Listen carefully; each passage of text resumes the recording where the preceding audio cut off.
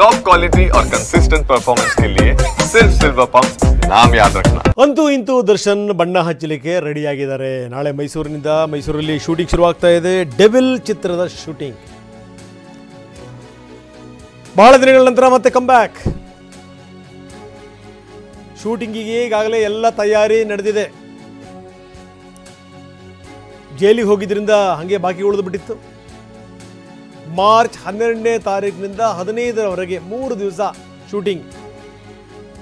March 15ನೇ ತಾರೀಕು Lalit Mahal ಪ್ಯಾಲೇಸ್ನಲ್ಲಿ shooting. ಬೆಳಗ್ಗೆ 7 ಗಂಟೆಯಿಂದ ರಾತ್ರಿ 9 ಗಂಟೆ ತನಕ. ಸೊ ಹೀಗಾಗಿ ಏನೊಂದರಲ್ಲಿ ಒಂದಷ್ಟು ವ್ಯಾಪಕ ಭದ್ರತೆಗೂ ಕೂಡ ಅಲ್ಲಿ ಕ್ರಮ ಕೈಗೊಳ್ಳಲಾಗಿದೆ. ಯಾಕಂದರೆ ಯಾವುದೇ ತೊಂದರೆ ಆಗಬಾರ್ದು ಅಂತ ಬಿಗಿ ಭದ್ರತೆಯನ್ನು ಕೂಡ ಏರ್ಪಡಿಸಲಾಗಿದೆ.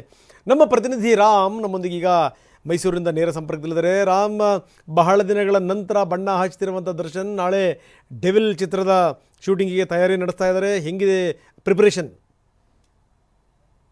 ಚಿತ್ರದುರ್ಗದ ರೇಣುಕಾಸ್ವಾಮಿ ಕೊಲೆ ಪ್ರಕರಣದ ನಂತರ ದರ್ಶನ್ ಅಭಿನಯದ ಡೆವಿಲ್ ಚಿತ್ರದ ಚಿತ್ರೀಕರಣಕ್ಕೆ ಬ್ರೇಕ್ ಬಿದ್ದಿತ್ತು. ಯಾಕಂದರೆ ಮೈಸೂರಿನಲ್ಲಿ ಅದೇ ಚಿತ್ರೀಕರಣದಲ್ಲಿ ಭಾಗಿಯಾಗಿದ್ದಂಥ ಸಂದರ್ಭದಲ್ಲಿ ದರ್ಶನ್ ಅವರನ್ನ ಬೆಂಗಳೂರು ಪೊಲೀಸರು ವಶಕ್ಕೆ ಪಡೆದುಕೊಂಡು ಕರೆದುಕೊಂಡೋಗಿದ್ರು. ಅದಾದ ನಂತರ ಜೈಲು, ಜಾಮೀನು, ಬೆನ್ನು ನೋವಿನ ನಂತರ ಇದೀಗ ದರ್ಶನ್ ಚಿತ್ರೀಕರಣಕ್ಕೆ ಎಂಟ್ರಿಗೆ ಮುಹೂರ್ತ ಫಿಕ್ಸ್ ಆಗಿದೆ.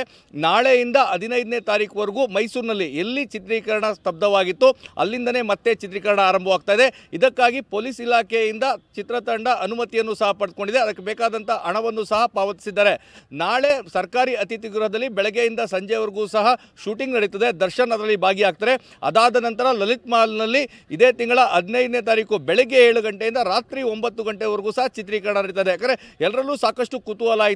ಯಾಕಂದರೆ ಈ ಜೈಲು, ಜಾಮೀನು, ಬೆನ್ನು ನೋವು ಇದಾದ ನಂತರ ಯಾವಾಗ ದರ್ಶನ್ ಮತ್ತೆ ಬಣ್ಣವನ್ನು ಹಚ್ತಾರೆ, ಶೂಟಿಂಗ್ ಪ್ರಾರಂಭಿಸ್ತಾರೆ ಅಂತೇಳಿ ಇದೀಗ ಅದಕ್ಕೆ ಉತ್ತರ ಸಿಕ್ಕಿದೆ.